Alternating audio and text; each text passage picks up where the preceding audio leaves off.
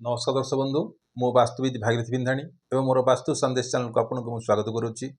जो दर्शक बंधु मैंने मोर ए वास्तु संदेश चैनल देखुं लाइक शेयर और सब्सक्राइब करूँ जहाँफल मोर उत्साह उद्दीपना बढ़ी रस आपण सम्मुखें यहपरी वास्तु और ज्योतिष संबंधी तथ्य किसी उपस्थापन करुवी।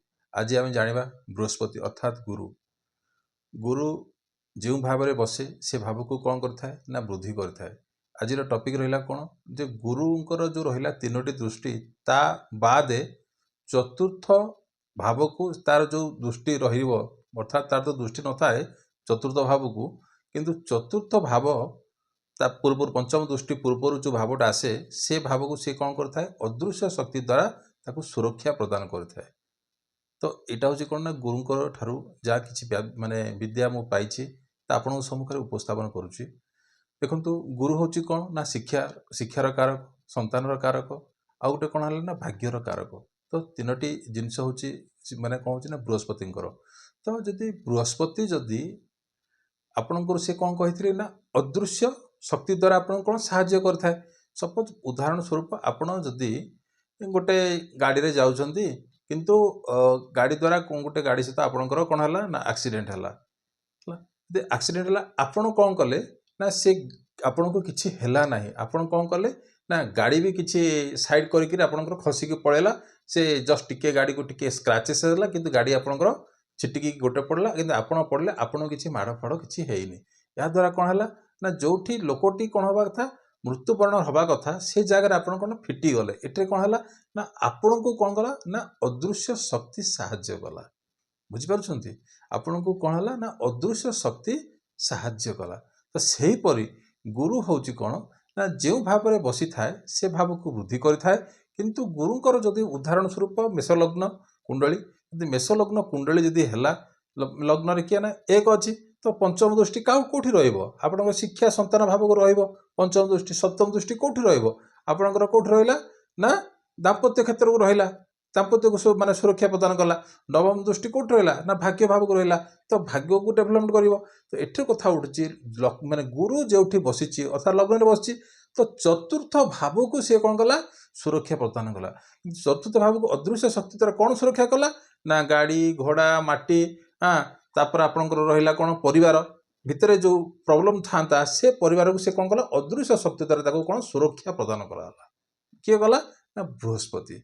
तो लग्न में बसिकी बृहस्पति चतुर्थ भाव को कौन कला सुरक्षा अदृश्य शक्ति द्वारा सुरक्षा प्रदान कला। से जब आप द्वितीय भाव में बसी द्वितीय भाव कौटा ना शिक्षा द्वितीय भाव कौन हो बाणी कथा धन तो से भाव को सीना वृद्धि कला किंतु आपणकर दृष्टि कौटी पकेला ना षष्ठ भाव को दृष्टि पकेला पंचम दृष्टि किंतु षष्ठ भाव को आपणकर कौन है ना दृष्टि पकेला किंतु पंचम भाव को सी कौन कला ना अदृश्य शक्ति द्वारा से कौन कला ना शिक्षा पिलांकर संतान क्षेत्र में आपन को कौन कला ना अमनीष आड़ को जीवा थे पिला माने ताको कौन कला ना सुरक्षा प्रदान कला अदृश्य शक्ति द्वारा ताको सुरक्षा प्रदान कला किए ना बृहस्पति। से तृतीय भाव में जदि थी बृहस्पति ताले निश्चित से आपंकर कौटिक आसला हाँ आपंकर सप्तम भाव को आपंकर दृष्टि पड़ला जहाँफल से कौन कला ना षष्ठ भाव को आप कौन षष्ठ भाव किए रोग ऋण शत्रु ए क्षेत्र को कौन कला आपको अदृश्य शक्ति द्वारा आपको कौन कला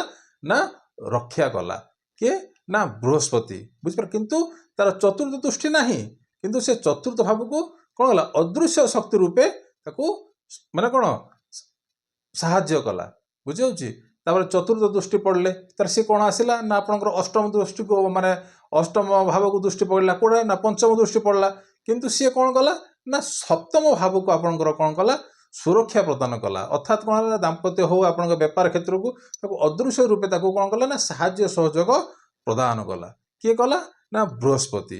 सेपरी पंचम भाव को जब आपंकर बृहस्पति आपंकर अच्छी पंचम भाव में जब आपंकर बृहस्पति अच्छी ताल पंचम दृष्टि कौटी पड़ला ना भाग्य भाव को पड़ला हाँ भाग्य भाव को पड़ला किंतु तार चतुर्थ दृष्टि न थाई कि सी कौन कला आपन को कौन ना मृत्यु आयु ए सब क्षेत्र को कौन कला आपको सुरक्षा प्रदान करागला।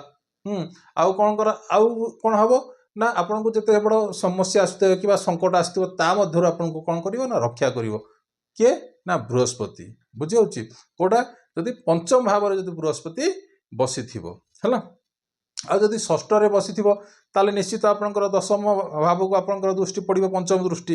କିନ୍ତୁ ଆପଣଙ୍କର ଭାଗ୍ୟକୁ ଆଉ ଆପଣଙ୍କର କ'ଣ ହେଉଛି ଆଉ କ'ଣ ଧର୍ମକୁ ଆପଣଙ୍କୁ ଅଦୃଶ୍ୟ ଶକ୍ତି ରୂପେ ଆପଣଙ୍କୁ ସାହାଯ୍ୟ କରିବ। ସେ କ୍ଷେତ୍ରରେ ଆପଣଙ୍କୁ ପିତା ସହ ଯଦି କିଛି ମତଭେଦ ହେଇଥାନ୍ତା ତାକୁ ମଧ୍ୟ ସେ ଆପଣଙ୍କୁ କ'ଣ କଲା, ପ୍ରୋଟେକ୍ସନ୍ କରିକି ରଖିଲା।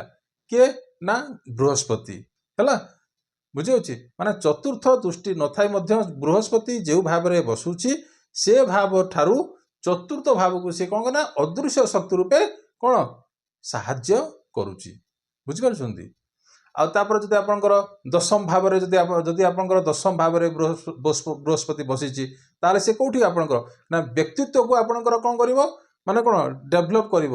ଆଉ ଆପଣଙ୍କର ଯାହା କିଛି ପରିଶାନ ଆସିଥାନ୍ତା, ସ୍ୱାସ୍ଥ୍ୟ ସମସ୍ୟା ଯାହା କିଛି ଆସିଥାନ୍ତା ଆପଣ ସ୍ୱାସ୍ଥ୍ୟକୁ ମଧ୍ୟ ବି ସେ କ'ଣ କଲା, ଅଦୃଶ୍ୟ ଶକ୍ତି ଦ୍ୱାରା ସାହାଯ୍ୟ କରାଲା। ମାନେ ସେସବୁ ପରିଶାନି ଆପଣଙ୍କୁ ଆଉ ଟୋଟାଲି ଦେଖିବାକୁ ମିଳିବ ନାହିଁ, ବୁଝିହେଉଛି। ତ ଏସବୁ ଜିନିଷ କ'ଣ ହେଉଛି ନା ଗୁରୁ ବୃହସ୍ପତି ଆପଣ ସବୁ ଭାବକୁ ନେଇଯାଆନ୍ତୁ।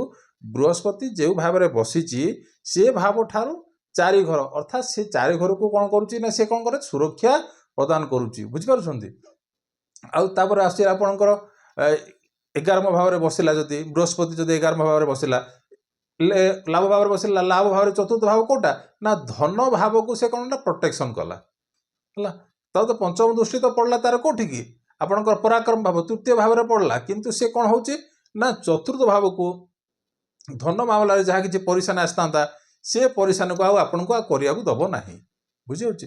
ତ ବୃହସ୍ପତିର ହେଉଛି କ'ଣ ନା ପଞ୍ଚମ, ସପ୍ତମ, ନବମ ଦୃଷ୍ଟି, କିନ୍ତୁ ସିଏ କ'ଣ କରୁଛି ନା ଚତୁର୍ଥ ଭାବକୁ ସୁରକ୍ଷା ପ୍ରଦାନ କରୁଛି, ଯେଉଁଟାକି ଅଦୃଶ୍ୟ ଶକ୍ତି। ଯେମିତି ଆପଣ ଉଦାହରଣ ସ୍ୱରୂପ ଆପଣ ବଞ୍ଚେଇଲେ ଯେ ଆପଣଙ୍କ ଗୋଟେ ଏକ୍ଜାମ୍ପଲ୍, ଆଉ ଗୋଟେ ଏକ୍ଜାମ୍ପଲ୍, ଯଦି ଆପଣ ପାଠପଢ଼ା ଭଲ କରିଛନ୍ତି କିନ୍ତୁ ଆପଣ ଏକ୍ଜାମ୍ ଦେଲା ବେଳକୁ ଆପଣଙ୍କର ପେପର ଭୁଲ ଭାଲ କରିଛନ୍ତି, କିନ୍ତୁ ଆପଣଙ୍କର ଭାଗ୍ୟବଶତଃ ସେଇ ପେପରରେ ଆପଣଙ୍କର ଭଲ ମାର୍କ ଆସିଗଲା। ତ ଏଠି ସାହାଯ୍ୟ କିଏ କଲା ନା ଅଦୃଶ୍ୟ ଶକ୍ତି ଦ୍ୱାରା ଆପଣ କ'ଣ କଲେ, ସେ ମାର୍କଟେ ସେଠି ପାଇଲେ। ତ ଏଇଭଳିଆ ଆପଣଙ୍କୁ ସେ ସହାୟକ କରିଥାଏ। ତ ଗୁରୁ ଉପରେ ଆପଣଙ୍କୁ ଛୋଟିଆ ଟିପ୍ପଣୀ ଦେଲି, ଯେଉଁଟାକି ଗୁରୁ ଜ୍ଞାନ ଉପରେ ଆପଣଙ୍କୁ ମୁଁ ପାଇଥିଲି, ତାପରେ ଆପଣଙ୍କୁ ମୁଁ ଆଜି ଆଲୋକପାତ କଲି। ତ ଏଇ ତ ଥିଲା ଆଜିର ଟପିକ୍, ଯେ ଗୁରୁ ଯେଉଁ ଭାବରେ ବସୁଛି ତାଠାରୁ 4 ଘରକୁ ଯେଉଁ ଭାବ ରହିଲା ସେ ଭାବରେ ଆପଣଙ୍କୁ କ'ଣ ସୁରକ୍ଷା, ମାନେ ଗୁପ୍ତ ସୁରକ୍ଷା ପ୍ରଦାନ କରିଥାଏ ହେଲା। ତ ଏଇ ଥିଲା ଆଜିର ଟପିକ୍।